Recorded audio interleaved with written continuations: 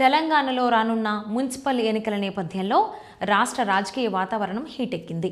చిన్న పార్టీల నుండి పెద్ద పార్టీల వరకు ప్రతి అభ్యర్థి తన వ్యూహానికి ప్రకారం జోరు పెడుతున్నారు. ఈ క్రమంలో తెలంగాణ జాగృతి పార్టీ మరియు All India Forward Bloc party సంయుక్తంగా పోటీ చేయనున్నట్లు అధికారికంగా వెల్లడైంది. జాగృతి అభ్యర్థులు ఫార్వర్డ్ బ్లాక్ సింహం గుర్తుపై ఎంట్రీ ఇవ్వనున్నట్లు పార్టీ నేతలు తెలిపారు. ఈ కీలక సమీకరణ క్రమంలో జాగృతి అధ్యక్షురాలు కవిత ఫార్వర్డ్ బ్లాక్ రాష్ట్ర నాయకులతో సమావేశమై భవిష్యత్తులో ప్రజా సమస్యలపై ఉమ్మడి పోరాటానికి అంగీకరించారు.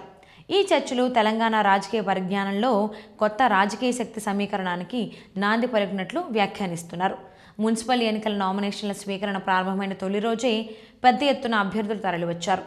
రాష్ట్రంలోని 2996 వార్డుల కోసం తొలి రోజు 902 నామినేషన్లు దాఖలయ్యాయి. ఇందులో 890 మంది అభ్యర్థులు పోటీలో నిలిచారు. కొందరు అభ్యర్థులు 2 సీట్ల నామపత్రాలను సమర్పించారు. అభ్యర్థుల ఉత్సాహం భవిష్యత్తు స్థానాన్ని భద్రం చేసుకోవడానికి ఉత్సాహపూరితంగా కొనసాగుతోంది. ప్రధాన పార్టీలలో మొదటి రోజు అత్యధిక నామినేషన్లు కాంగ్రెస్ నుంచి 382, బీఆర్ఎస్ నుంచి 258, బీజేపీ నుంచి 169 మంది అభ్యర్థులు సమర్పించారు. నామినేషన్ల చివరి గడువు శుక్రవారంగా ఉండగా ఈరోజు రేపు అభ్యర్థుల తాకిడి మరింత పెరుగుతుందని ఎన్నికల అధికారులు అంచనా వేశారు. ఇలాంటి కారణంగా అభ్యర్థుల కోసం ప్రత్యేక కౌంటర్లు, అదనపు సిబ్బందితో ప్రక్రియను వేగవంతం చేస్తున్నారు. మున్సిపల్ ఎన్నికలు ఫిబ్రవరి 11న జరగనున్నాయి.